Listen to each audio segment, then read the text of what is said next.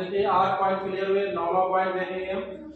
बकरा जब हम ये देखेंगे, जैसे हमने उठा लिया, पहले क्या देखा बकरे में हमने कि वो 2 बच्चों में पैदा हुआ हो या 3 बच्चों या 4 बच्चों के साथ में कोई एक नर बकरा हो, उसको हमने लिखा, उठा लिया, खिला लिया, बच्चा पैदा हो गया। अब वो हमें क्या कितना लिखा है, 6 से 12 महीने बाद पता चलेगा ये वजन कर रहा है बकरा, हाइट पकड़ रहा है बढ़िया, जो भी उसके अच्छे गुण है वो उसमें झलकने लगेंगे।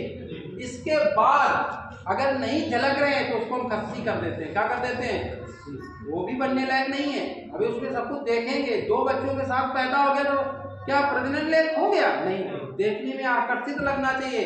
और हर पहले जन्म के समय 3 महीने में, 6 महीने में, 9 महीने में, 12 महीने में उसकी वजन देखना चाहिए। क्या देखना चाहिए? वजन देख लिया, आकर्षण देख लिया, क्षमता देख लिया, चेक करके एक बकरी को देख लिया कि वो क्रॉस कर पाता है कि नहीं कर पाता। इसके बाद उसकी हम क्या करते हैं, आवश्यक खिलाई पिलाई करते हैं। क्या करते हैं, जब बकरा हर चीज में मानक दंड में हमें क्या हो गया, खरा उतरा जो हम चाहते थे, तो उसमें क्या होगा, उसकी हम अधिक खिलाई पिलाई करते हैं।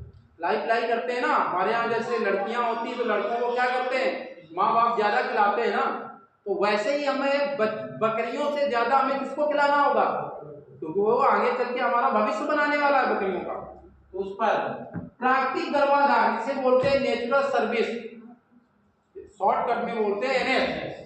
प्राकृतिक गर्भाधान के लिए एक प्रजनन योग्य बकरे के लिए हमें प्रजनन के लिए आपको बताया था कि जब वो समय आता है, कब आता है, अप्रैल से मई, और कब आता है, अक्टूबर से नवंबर, 2 सीजन में आता है। उस समय उसकी उचित खिलाई पिलाई करोगे तो एक साल में एक बकरा कितनी बकरियों को क्रॉस करना चाहिए, 40 से 50 के झुंड को या रेबड़ के बकरियों को क्रॉस करना चाहिए। ये है, इस हिसाब से ये आपको ध्यान रखना चाहिए। एक बकरा के रेबड़ में प्रजनन के लिए कितने वर्षों तक उपयोग में लेना है, 2 साल तक लेना चाहिए। एक बकरा, एक जैसे आप बकरा खरीद के लाए उसको 2 साल तक यूज में ले सकते हो। कितने साल तक? 2 साल। क्योंकि एक बकरी 2 साल में कितने बार बच्चा देगी, 3 बार।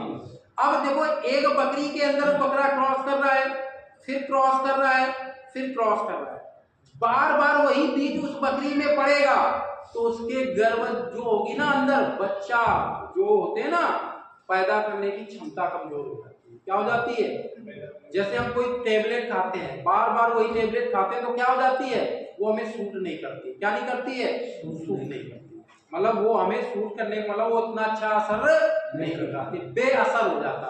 तो हमें 2 साल में क्या कर लेना चाहिए, चेंज करना चाहिए, क्योंकि उसकी क्षमता कमजोर होने लगेगी। क्या होने लगेगी, क्षमता कमजोर, वो बकरी फिर रिपीट भी मार सकती है। और एक बार फिर 2 साल में उसके बच्चे होंगे ना, जैसे अब की बार क्रॉस किया तो 2 साल बाद उसकी बच्ची भी तो मां बनने के लिए तैयार हो जाएगी ना, कि नहीं होगी। अब वो बकरी के बच्ची को बकरा नहीं क्रॉस करेगा,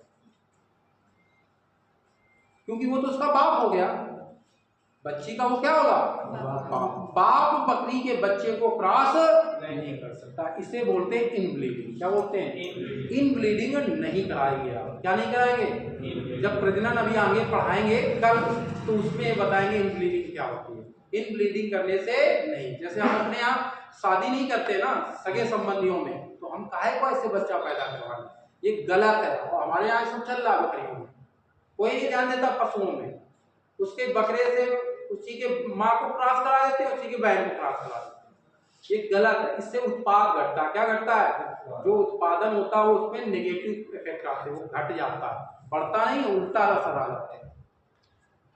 एक बकरा, देखो आपको बताया कि 1 महीने में कितनी बकरियों को क्रॉस करना चाहिए, 10 करनी चाहिए। कितना करना चाहिए, वही मैंने बताया 3 दिन में एक बकरी को क्रॉस करना चाहिए। कितने दिन में, 3 दिन। रेशियो तो वही है, 1 महीने में 30 दिन होते हैं ना, तो 1 महीने में एक बकरा कितनी बकरियों को, 10 बकरियों को ही क्रॉस करना।